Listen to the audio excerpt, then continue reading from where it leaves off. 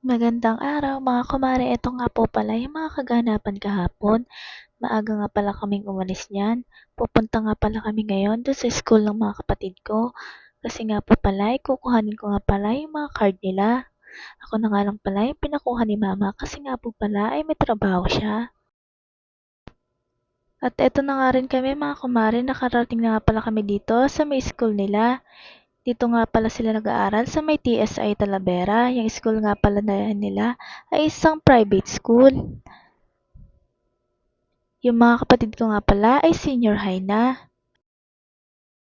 At nung nakarating na nga pala ako sa loob niyan mga kumare, ay bumalik nga lang pala ulit ako sa may motor kasi nga po pala ay hindi pa pala nag-uumpisa yung meeting.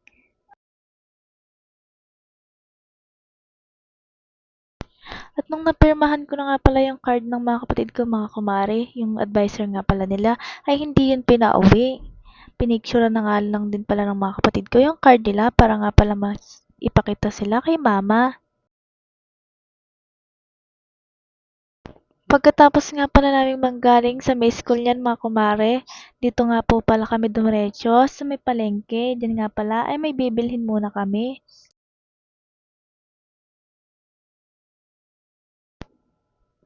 Dito na nga lang pala kami dumaan niyan sa may kabila ng palengke mga kumare. Yun nga pala ay mabilis sa daanan. Papunta nga pala doon sa may mismong paradahan.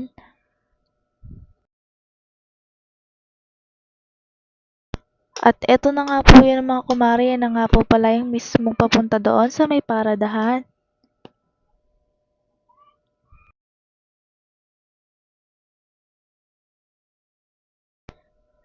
Diyan na nga lang pala ni Mr. Iwan yung motor niya. Hindi na nga rin pala sumama si ate sa may loob ng palengke. Siya na nga muna pala yung maghahawak kay baby.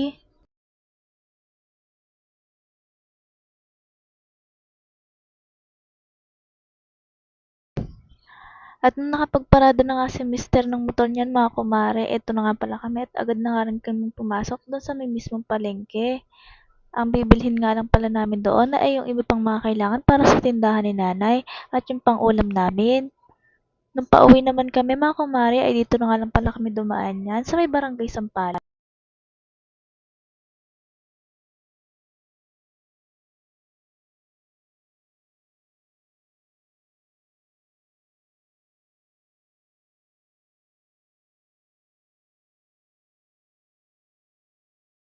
Ito nga po palang barangay na aming dinaanan, yan nga pala ay yung papunta na dun sa mismong bypass.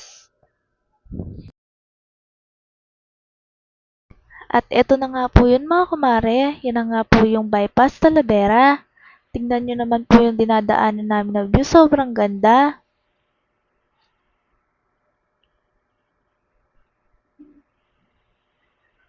Yan na nga po pala ay yung papunta na dun mismo sa aming bahay.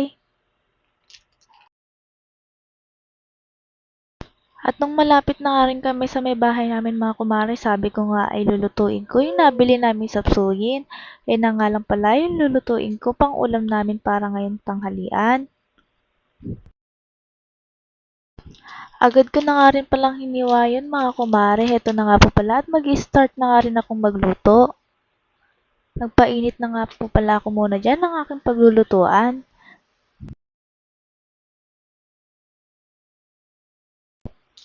Ang first step ko nga po palang gagawin dyan ay nagpakulo nga lang ako dyan ng mantika. Susunod ko na nga lang palang ilalagay dyan ay yung mga ricado at igigisa ko na nga lang din po pala yung gulay.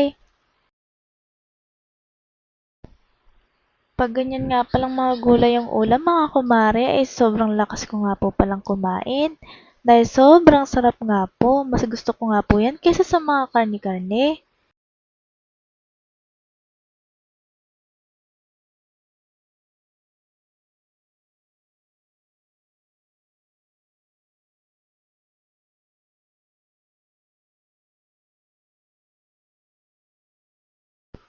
At nung okay na nga rin yung mga ricado mga kumare, sunod ko na nga lang nilagay dyan ay yung sapsuyin.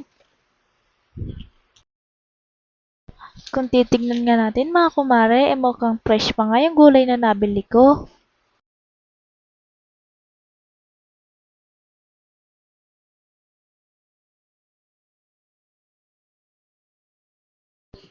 Minekos-mekos ko na nga lang pala para naman sa ganun ay maluto siya ng maayos.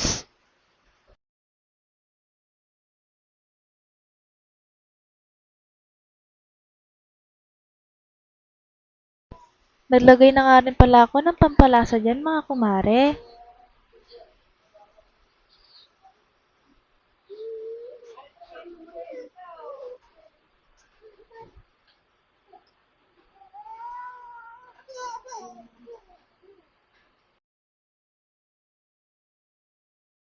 At habang nagluluto nga ako dyan mga kumare, yung anak ko nga pala ay nandoon sa tita niya.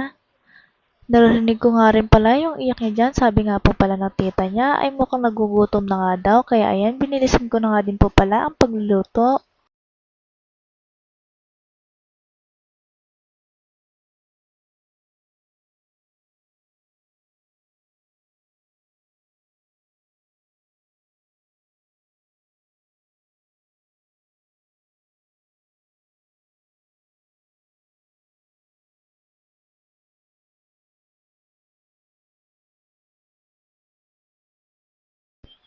Patis na nga lang po pala yung nilagay ko dyan.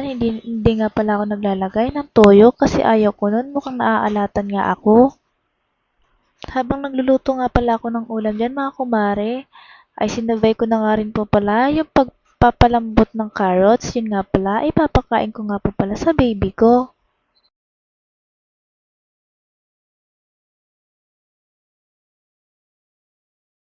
At eto na nga din yung itsura ng niluluto ko nung kumukulo na mga kumare. Sobrang bango nga at sobrang sarap niyan.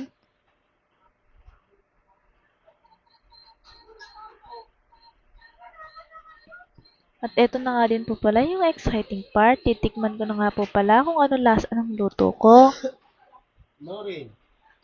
At eto nga ko mga kumare, natikman ko na nga at mukhang tama nga lang yung pagkakaluto. Nagsandok na nga rin po pala ako nang sa ganun nga ay makakain na nga kami.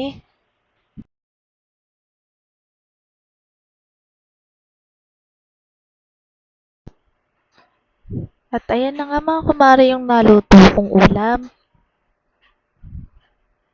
Sobrang bango at sobrang sarap. So ayun lang guys for today's vlogs. Ingat kayo. Bye-bye!